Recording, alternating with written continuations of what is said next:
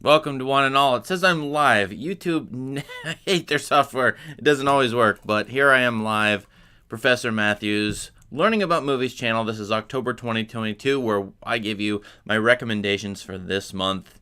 This is a good month for new movies coming out. It's an interesting month for movies that are on streaming services, and so I know you're on your movie journey where you are trying to find movies that are good for you, you will like, you've never seen before, new experiences, new visions. I'm here to help you out. I'm your Yoda to your Luke Skywalker, right? Anyway, so let's get to it. And feel free to ask any question you want. Check out the chat. I always look at the chat.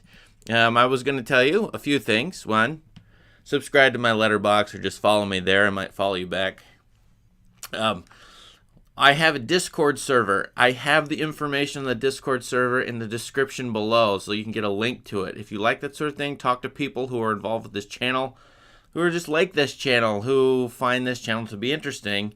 You'll find like-minded people on the Discord server, which I am interacting with. I have been for the last month. I'm still building it out, still trying to figure out what the heck Discord even is in a sense, but go ahead and mosey on over there. I think it's pretty interesting already. And if I don't have the description and the link right now, I will put it later on. Those of you watching after the fact, you'll find this later on. Also, I have a newsletter. Subscribe to that. My Twitter account, you can go to that. There's all kinds of stuff going on this channel. But in general, I'm putting out 1 to 2 videos a week, including live streams once a month.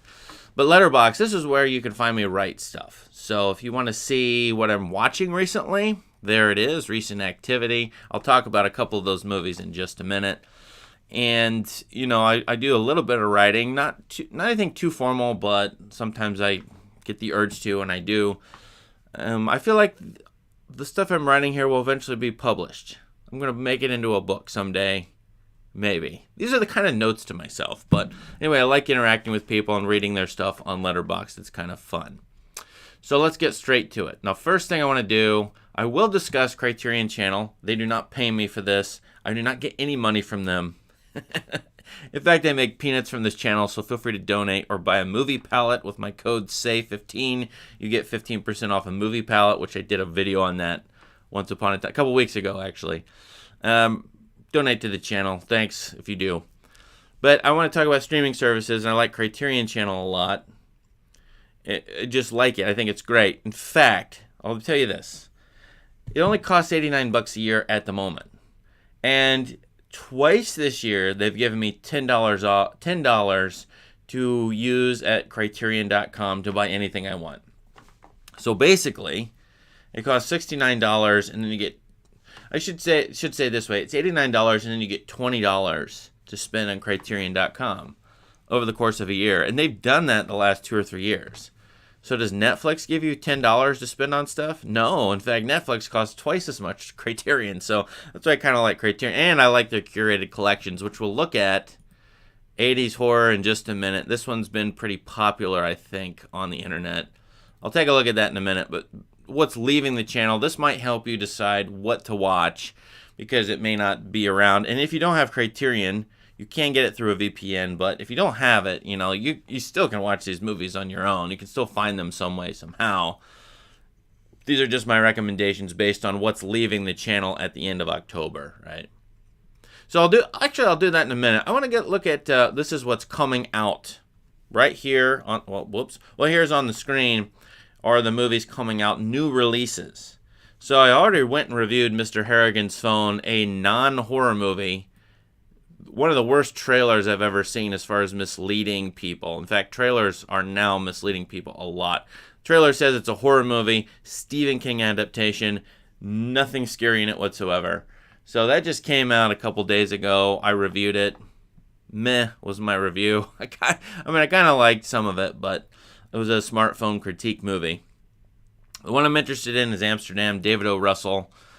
Again, pairing with Christian Bale. That's coming out this weekend. So it's actually not near me. I would have to drive an hour to get to it. So maybe it's select theaters. But, you know, people don't know David O. Russell.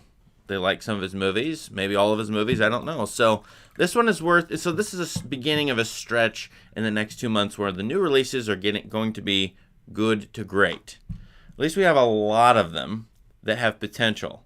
The last couple of months have been awful for new releases. One of the worst months. Actually, I read an article the other day about how Hollywood was it the lowest grossing September in a long time. Because September was just awful. But October promises to be good. So I don't know Lyle Lyle Crocodile. Maybe that's okay. I haven't looked at the reviews on that. Kids animated musical. Could be okay though. So I don't know. I'll have to look that one up. I did not watch that one. The ones I wanted to highlight here as far as new releases though, if you're in a big city and you can get to these, let's see if I can find, there's so many. But the one, this is Martin McDonagh, Banshees of Inisherin. I don't have my Irish accent on today. With Colin Farrell. Who else is in this? Brandon Gleeson. And so Martin McDonagh, who made 3 Billboards, 7 Psychopaths. I love his 3 movies. I think they're fantastic. And he is making, here's another one coming out. Now, it's limited release October 21st. If you can get to it, fantastic. I think this is the one I would rush to see. I would drive to see this. I would drive an hour to see this, for sure. Another one coming out I'm interested in is this Wendell and Wild. Harry Selick, or is it Henry Selick? I'm sorry, I mispronounced her name. I forget, but the stop motion animation did. I think it's Coraline is one, James and the Giant Peach, and one of my favorites, Nightmare Before Christmas. He directed those, and he's coming out with a new one. I think in the same vein, Wendell and Wild. Don't know what this is about. I have no clue. It's going to be on Netflix at the end of October, but here it is, coming out in theaters a week before. I have no clue about Black Adam. That's a rock movie. Is that superhero? And I'm not sure. Ticket to Paradise, actually. So, ordinarily I just might skip over this or not think too much about it, but there's not a lot of adult movies anymore. I don't mean pornographic. I mean like movies for 40, 50-year-old people like me, right? This looks like this looks like a date movie with my wife kind of thing, maybe. It looks like a 1930s movie, just look at the poster. I'm not sure, but is this any good? I don't know. And I could go through November. There's a bunch of them in November. Fabelmans by Spielberg. There's an Inarritu movie coming out. And I'll get there in November, but I feel like when I look at this list and I look, say 3 or 4 movies are coming out I'm interested in. Another All Quiet on the Western Front movie on Netflix. Might be okay. Don't know. So those are looking all right.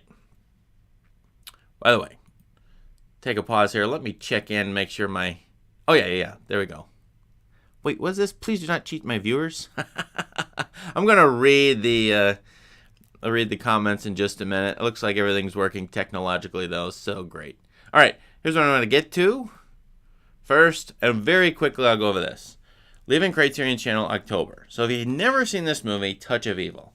Orson Welles' 1950s noir, 1958, starring Charlton Heston. And you can clearly see in this preview shot, Orson Welles has makeup on. And if you thought, and you may have seen this, a preview for this movie, Darren Aronofsky's The Whale, which is coming out in a couple months, with Brendan Fraser, famous 1990s handsome movie star, who has, I think he's got a fat suit on. I mean, he looks like, I don't think he gained 400 pounds for the role. He looks like he's 400 pounds.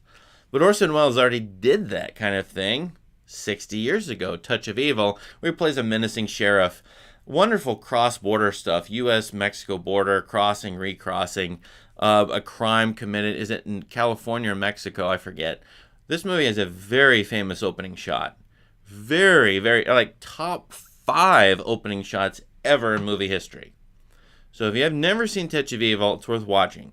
It may not hit you very hard the first time, but I studied it. I actually had a, God bless her, hello, whoever you are, independent study with a student one time. And it was very illuminating to watch this movie shot by shot. I never have touched this on my channel or made a video of it, but I will. So of all the ones I'm seeing this month, this is the one to watch, especially if you like noir of any kind. I'm sure this is like a top 10 noir movie ever for a lot of people, most people, right? And another noir movie, I'm just seeing it. I think I've talked about it a couple times on this channel. Is John Huston, famous director, as you know, Maltese Falcon, for example, made The Asphalt Jungle with Sterling Hayden. I feel like this has been on and off the channel several times. I feel like it's come up where it's gone off. then come back on. So they'll probably have it on again. It's in the Criterion Collection as a disc, but it's definitely worth watching. The Asphalt Jungle, another one of those great noir movies ever. Now then I scrolled down here, and there were a lot of movies I had never seen. So if you see one here, you want to recommend it to me and to other people, put it in the chat. I think most people know Charade, or this is kind of well known, one of Cary Grant's last movies with Audrey Hepburn. The Frank Capra movie here is interesting to me. It's about a utopia in the Himalayas. A bunch of British expats or colonialists in China get on a plane. I think there's rioting in China. They get on it, and then they crash in the Himalayas, and they find a utopia there. If you like Frank Capra, this one's worth watching. And it's one of those classic conundrums of, when you present utopia in film, isn't it just boring because there's no problems and tension? Right? And so it's an interesting critique of what a utopian society would look like in the 1930s from that famous American director's perspective. I'm not recommending it. I didn't like this movie that much, but I mention it because it's of interest. Historical interest. It's a Frank Capra movie, so just note that it's there. The rest of these, though, I don't know that I've actually seen. Husbands by Cassavetes is quite good, I think, but it takes a lot of attention paid to it to understand it. Wonderful performance with Cassavetes in this. I forget, is Frank Lazzaro in it? Peter Falk is. The three guys who are husbands watch the movie.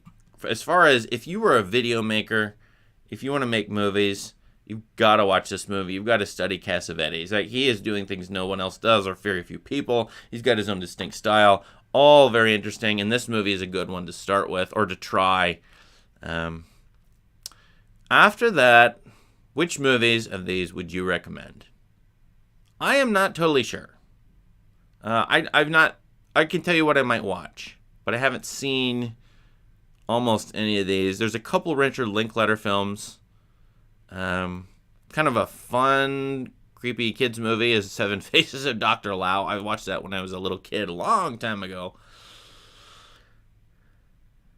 Sorry for the pop-ups. I can't really help that. I need to find my hotkeys on the keyboard here.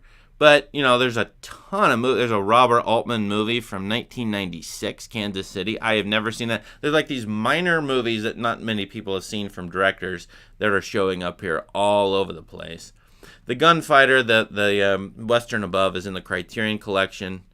Not my favorite, but one of John Huston's last movies. I have never seen that. Is sitting here. So, the bounty that is Criterion, it just keeps giving. It's like a cornucopia of movie history. And as I said, for $89, at least for me, it still is. I think they may have upped it for new subscribers, but it's still not a lot of money. And as I said, if you're in another country, you can get a VPN on it. Hey, Criterion, please sponsor me, by the way, at some point. I just keep shilling your stuff. Anyway, there's a lot of stuff here. Adam Agoyan, I never pronounced that right. That could be interesting. I've never seen it. Some people on this channel like this director a lot, Canadian director. So I'm gonna add that to my list. So there's this stuff here, and then since it's Halloween, I've been seeing Halloween stuff in the United States at the beginning of September. So this is getting into Christmas territory. It's overkill. It's stupid. I realize Halloween's a commercial holiday now that makes a lot of money, but let's cut this out, please. Anyway, Halloween movies, horror movies. Now, the Universal horror classics here, which are the classic 1930s, 1940s movies from the movie studio Universal, I actually bought the Blu-ray version of this. It has all of these movies as a Blu-ray collection, and it was not expensive. I almost want to say it was $30 to get all of those movies right there on the screen as a Blu-ray collection. And worth having just for Dracula and the two Frankenstein movies. Okay, those three alone are great, or very interesting, influential movie history. That's where almost all the pop culture stuff about Dracula and Frankenstein come from, these movies. That the classic images of both characters. There's a couple other things, Creature from the Black Lagoon, Wolfman, et cetera, et cetera. These are kid-friendly. I mean, I wouldn't say 6-year-old friendly, but 10, 12-year-old, maybe. Invisible Man adaptation. What I really like out of this collection is The Bride of Frankenstein. Somebody on my Discord channel asked a question. Frankenstein by James Whale, great director. I can't see the number there. Is it 1931? And then Bride of Frankenstein, the sequel, 1933, 4-ish. Which one? They're both worth trying. Frankenstein is a little bit more serious. Bride of Frankenstein is like early camp. Not totally, but somewhat. And I really like the sort of Baroque tonal complexity of Bride of Frankenstein. It is delightful. And once you watch it, you'll know where Young Frankenstein by Mel Brooks came from, and a great number of other things. I mean, the Bride of Frankenstein's hairdo is absolute classic. So there's that. And thus, take a gander at a couple of these. I feel like The Bride of Frankenstein is the one I would recommend. Now, this one has become, I think, beloved or liked by people using Criterion. I see a lot of tweets and other things about it. 1980s horror. I like Criterion a lot for their curated collections. They once had a 70s science fiction collection that I watched all the movies in that. I have a Western noir collection. The list just goes on of these interesting, sort of narrowly focused collections. So here we have a decade and a genre. I have not seen any of these, except for 3 that I just watched recently. Okay, so if I mosey on over to my letterbox, you can see them. There they sit. The one that's really popping up a lot is this one, The Keep. Michael Mann, famous director of Heat, Last of the Mohicans. Thief is a great movie. Manhunter. I did a video on Thief on my channel, by the way. I should do one on a couple of other of his. He's very well known. His second movie is a weird Nazi horror movie. All right? In the tradition of fantasy schlock of the 1980s. Strange movie. Now, the problem with this movie, and it's in this collection, is we do not still have a good version of it. The one on the channel looks like a 480p video. Low-res video, which is terrible for Michael Mann stuff.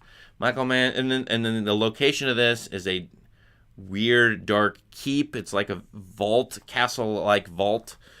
And you really need those rich blacks, grays, and darker tones in a perfectly crisp video resolution, and we don't have that.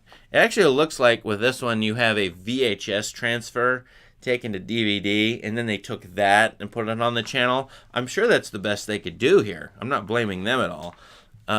But I don't think the theatrical release, we have a crisp version of it for streaming purposes. I tried to look for this movie for months, and I couldn't find a disc of it, right, from the libraries and so on. But finally it's here, so you can try it there. I just think we don't have a good version of it.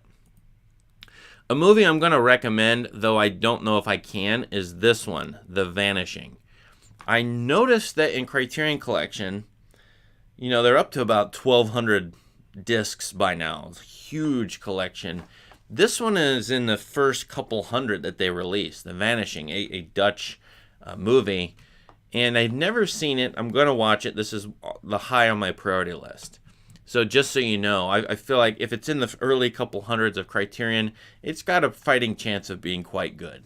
It's up there. It's like when they were releasing Seven Samurai and all the other Throne of Blood, all the other movies that are super famous. Now, the one I'm going to recommend to you, I recommended Touch of Evil, and now Near Dark. Near Dark is Catherine Bigelow's. I think it's her second feature. I was blown away by this movie. I had no idea. I'd never seen it before. And I just watched it a couple days ago. From the 1980s, we get vampire movies like The Lost Boys, later Buffy the Vampire Slayer, Interview with a Vampire. Those are the ones that came to my mind. The Bram Stoker's Dracula by Francis Ford Coppola. I have a video on that on my channel. I don't know why this was not on TV when I was a kid. Why it wasn't popular amongst college-age people like me during the 1990s. You think about the Evil Dead franchise. That was popular from the 1980s, but this one has been lost, I feel like. Although, I looked it up and I was not surprised to find out there's a British Film Institute book just on this movie. I mean, it's that interesting and complex and artful. What is it about? It's a young boy who wants to seduce a girl, and he gets bitten by her. She's a vampire, and he becomes part of the vampire pack. The catch is this is taking place in rural Texas. So he goes from being sort of a good old middle-class white guy to being part of this outcast vampire pack. And you don't just have a horror movie with all the attendant sort of, AIDS-related, HIV-related medical issues that come up with this fair. It's also a Western. And he goes from being a good guy to a bandit. He goes from being the sheriff, the ordinary townsfolk, to being an outcast or outlaw. And then his family starts to hunt for him, his dad and his sister in particular. So this movie, it watches as a horror movie, it watches as a Western, it watches as a 1980s teenage coming-of-age story, all three combined. Great genre hybridity here. Very artful directing. Wonderful shot-making by Kathryn Bigelow. This might be her best movie, in my opinion. And it uses 3 of the members of the Aliens cast in it. Those of you who have seen Aliens know James Cameron. I don't know if he was her husband at this time. Maybe they were partners, but Cameron and Bigelow were a thing. And she used 3 of his actors from that. Bill Paxton, kind of reprising his crazy guy role in Aliens, which is more over the top here. Lance Henriksen, and I forget the name of the female. I'm sorry about this, but Jeanette somebody. They're all 3 in this, and it makes for an interesting watch because you see them in Aliens and you see them in this movie together. Really fascinating, sort of filmic overlap. So of all of these, I would definitely, movies, period, I would seek out Near Dark. Really interesting movie to me. If you've seen any of these other ones, let me know. What of these movies should we watch? I've seen Scanners by Cronenberg. Okay, it was okay. There's a head that explodes. Cat People by Paul Schrader. I was like, ugh. It's a remake of a classic 1940s movie. Ed Begley Jr. gets his arm ripped off in it. So which of these are good?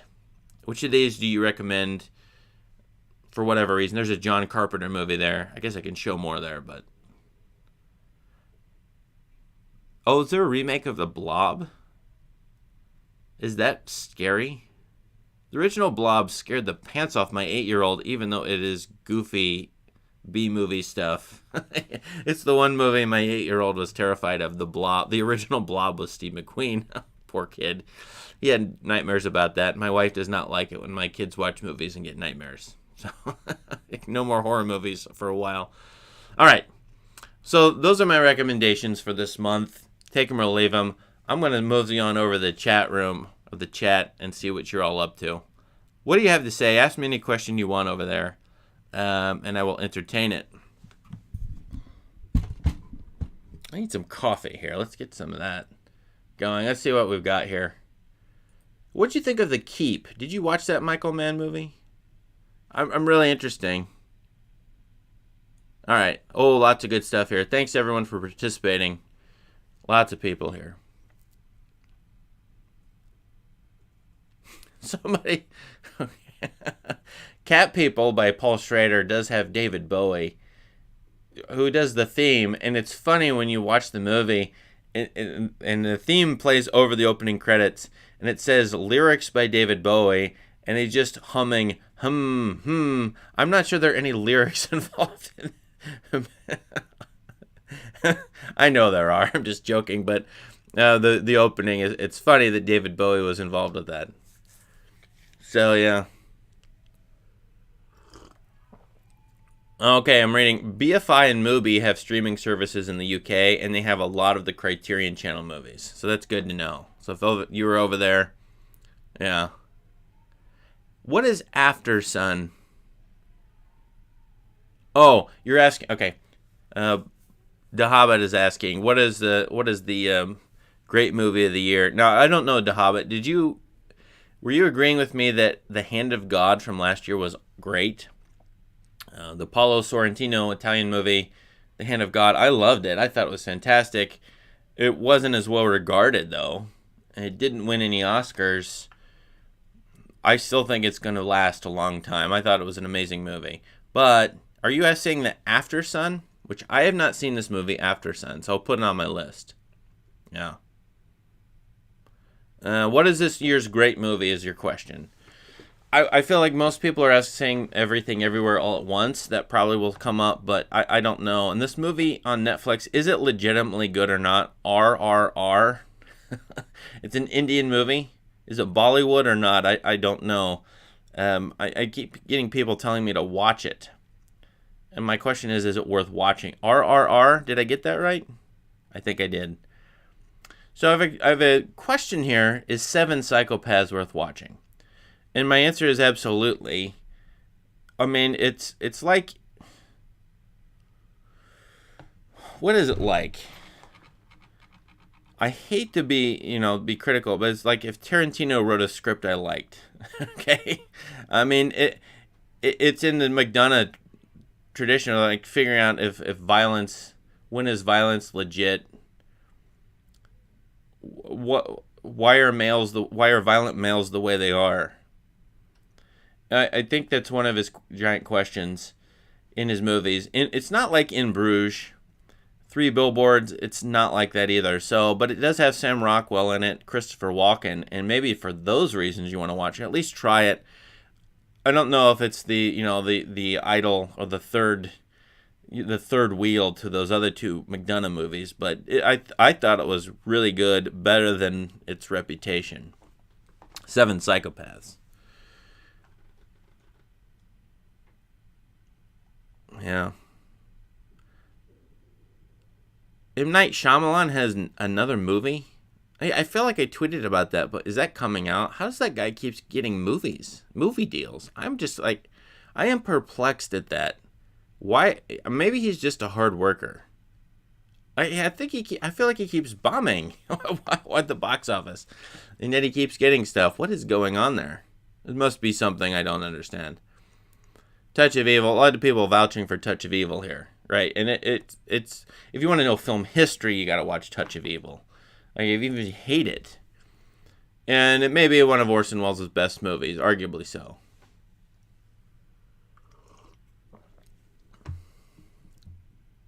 Yeah, there's all kinds of great recommendations in the comments here. I'm just always blown away by you guys. So I watched Peter Weir is one of my favorites, or has been for a long time. I watched Picnic at Hanging Rock and Walkabout. So Walkabout's this other one by Nicholas Roeg. I hated that movie personally, and you can go read my write-up on Letterboxd and then get mad at me, but I try to tell it like it is. I try to be honest. I try not to care about what other people think about me, so I do the honest review stuff, and Walkabout was one of those I'm like, oh gosh. It really annoyed me. And you can go read why, but you might really like it, and most people do. I'm probably wrong about Walkabout. But Picnic at Hanging Rock is a Peter Weir classic. The Last Wave is another one. I covered Peter Weir somewhat on this channel. I did the Mosquito Coast, which was written by Paul Schrader. I'm trying to think if I did anything else, but probably should cover Truman Show at some point.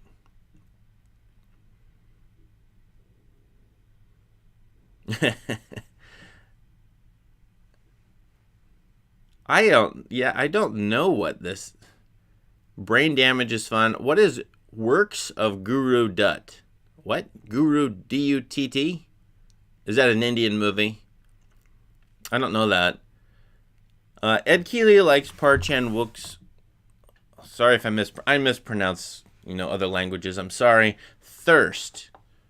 Oh, I know. Ed Keeley participates on our Discord. He loves Korean cinema. He's got a whole list coming out. He's got a bunch of recommendations. There are a bunch of people on Discord, my Discord server. That's why you should join it and be pleasant, civil, and interact, because you share your knowledge. You get recommendations and other advice there. I highly recommend it, because there are a bunch of people there who know what they're talking about and are like teaching me stuff, which is great. Vanishing is quite well done. Kubrick was a big fan. Not scary, but unsettling. All right, that sounds like my kind of movie. Because what bothers me about 80s horror movies, or some horror movies in general, is that when they depict evil or evil incarnate, I feel like it's kind of a letdown. I mean, that's what evil is. And The End of the Keep by Michael Mann. I mean, if that were science fiction, if I took it as science fiction, I'd be like, okay, that's kind of interesting. If it's horror and it's depicting some kind of demonic presence, That's where I don't know. I feel like The Keep is a hybrid. It's fantasy and a touch of science fiction, and then I can kind of stomach it. But if it's depicting evil incarnate, as some of John Carpenter stuff is, I'm like, or The Nightmare on Elm Street, or stuff like that. I'm like, that's not really scary evil. Just look into the human heart, and you'll see what evil is. Or look at history. Now, oh yeah, one other one I didn't mention from the 80s horror flick, or horror series, which I have not seen, is Q. Q, Winged Serpent by Larry Cohen. Larry Cohen made a science fiction movie I keep recommending, God Told Me Not To. No, God Told Me To. The movie is titled God Told Me To, 1970s science fiction movie. I kind of liked it. I thought it was kind of fun. Interesting stuff going on in it. And so Larry Cohen, which I think made low budget movies, made this Q movie with a dragon in it. Is Dragon in New York? It looks kind of like a Godzilla movie. Maybe I'm wrong about that, but I was going to try Q Dragon Slayer. So check that one out. I have not seen The Ninth Configuration. Is that in that horror series? So let's look at these. I'm going to not put it on my screen again, but go ahead and mosey on over there. I don't know what Ninth Configuration is. It's not an 80s horror. So I'd have to look that up. Yeah. Always the problem here is that, I've watched a lot of movies and seen a lot of things. Oh man, like most of the movies ever I haven't seen. So Paris, Texas. Good job watching Paris, Texas. You liked my Thief video. Thank you for watching that. You liked Mosquito Coast. A bunch of people are mentioning that. Here's one. Someone mentioned S. Craig. Forgive me. I really want to interview him or talk to him. I mean, it was one of the few people I want to talk to. S. Craig Zahler. Zahler. He's one of my favorite new directors, you say. Only made 3 films, but all 3 are excellent. So, mosey on over to my letterbox and check out, I just watched Dragged Across Concrete, which I love the title already. Okay, Dragged Across Concrete, which is a buddy cop movie, a little bit of a 70s vein, a little bit of Michael Mann, a little bit of David Fincher. And I am just blown away by one. It's like one of the very few movies I walked away from, and I watched it the second time and thought, man, I want to read the script. Like, when do I ever think that? Never. But that movie, Dragged Across Concrete, really interesting movie. So I did a write-up on it, 2 of them, and I'm going to make a video on it because I just find it to be better the second time. Very interesting movie all around. It has a Treasure of Sierra Madre feel. It has commentary on corrupt cops. Are cops good or bad in society? Are they downtrodden civil servants who are underpaid? Or are they agents of the parasite class of the state, and they harass people and make life worse for us? But I feel like Zahler is into evolutionary psychology. I mean, he's talking about things like, is life just about predation, preying on other things? You're either predator or prey. What I really liked about Dragged Across Concrete, other than, you have these movies like No Country for Old Men, and in that movie you have a predator, Anton Chigurh, and the prey, all those nice Texas people, right? Or these serial killer movies or things like where there's tough criminals and they are predators and they're going after prey. So it's a very basic movie thing to do. It creates excitement, chills, and tension. What Zahler does in Dragged Across Concrete is that even the uber predators in that movie, the humans who are amoral and don't care and just shoot people, are also prey. Like, every character in that movie is both predator and prey. And I just love that complexity of the movie. I mean, it ratchets up the evolutionary psychology stuff a lot. So he's going beyond where the Coens were at in some cases. I feel like, or he's taking the Coens and Fincher and Michael Mann, and he's one-upping it, and he's real smart. Zahler is. That's where I think he's getting to. So I hope he keeps making movies, although he hasn't made one in 3 or 4 years. But I think Dragged Across Concrete, that has gone up for me. A lot. I have never seen A Touch of Sin, great Chinese movie. I've never seen Enemies, a love story. Oh my gosh. Yeah, Alan Watson, I see you all the time. Art Sampson, The Hobbit. There's a bunch of people on here. I should call you all out. You should come over to the Discord. Sanida, I'm sorry, Mr. Singh, I mispronounce it. No, okay, Bald the Gay. If you love Bone Tomahawk and Cell Block 99, Dragged Across Concrete is your thing. Actually, it may be slower. It is a very slow molasses pace, but I thought that worked really well. So yeah. No, Dragged Across Concrete does not have the most cuts per minute. That is not right. In fact, it is slow. That's the criticism online. It like the cuts in there are a minute. I mean, the shots are a minute long. I have a question actually. What movie has the most cuts per minute? I was under the impression it was Dark City by Alex Proyas. It was Once Upon a Time. It was like a shot lasts a second and a half in Dark City, which is a movie I really love, and it does make sense for the movie to cut that much. But I don't know.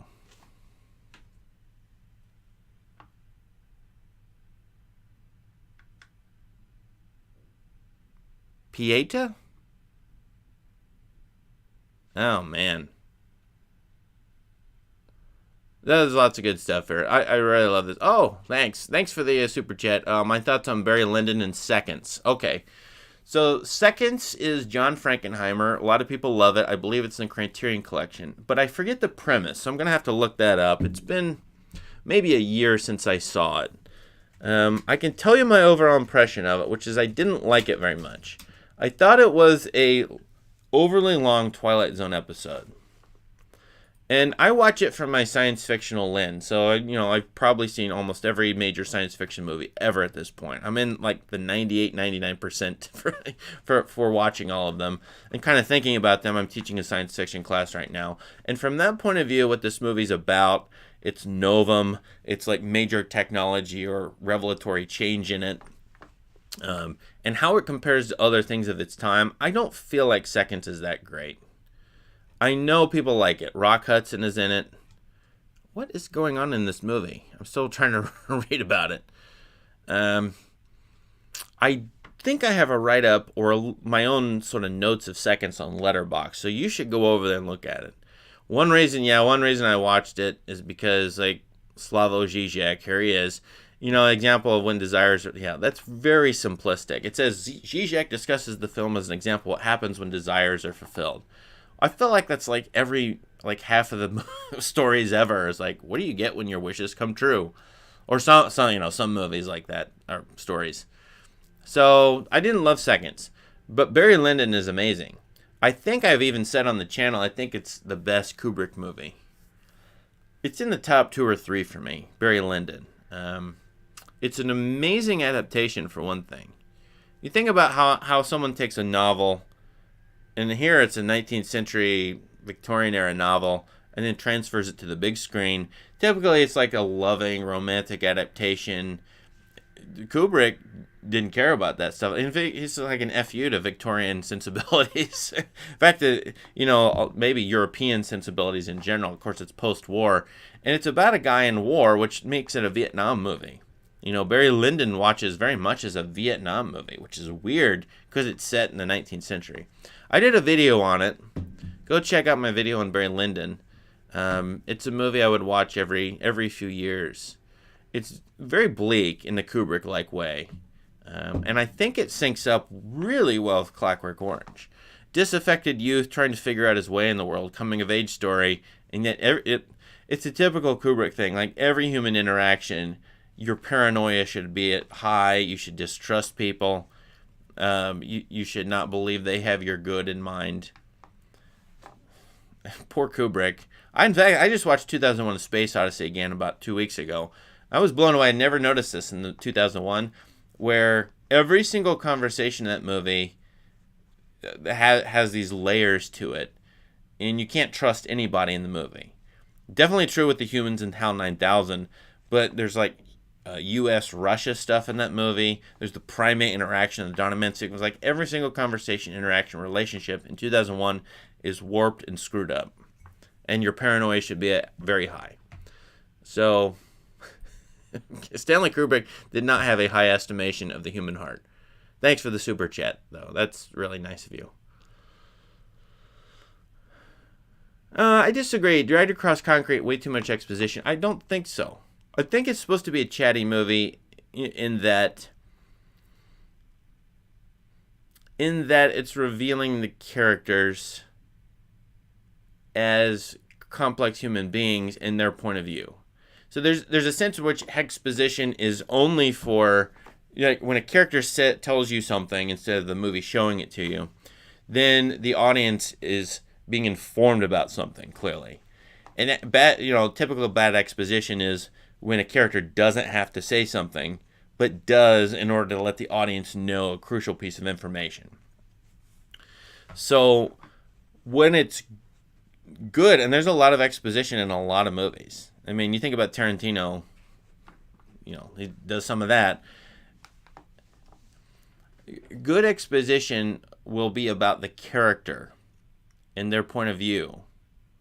And then the other character and the other character's point of view, how that has sort of blend or have tension there. If you listen to the way that movie, those characters talk in that movie, they're very unique, and they don't understand reality very well, and they are ruminating over ethical choices based on social forces. It's very much a movie that's naturalistic, or in the vein of literary naturalism, in my opinion.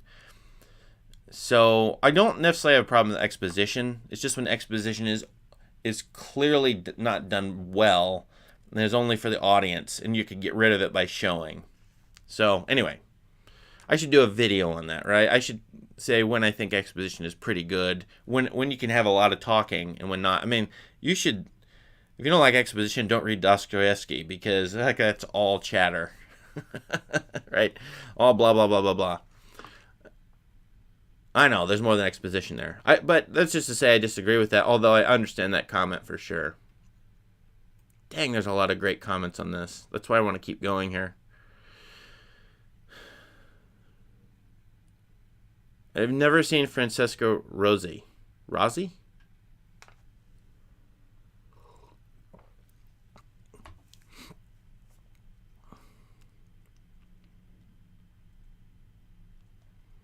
All right, let me deal with one more question. There's some great stuff here. Thanks, Ed. Thanks, Alan. Thanks, Mr. Bald, which is me, I guess, but not, no. JJ, Art, blah, I mean, Linda, list goes on. It's great stuff.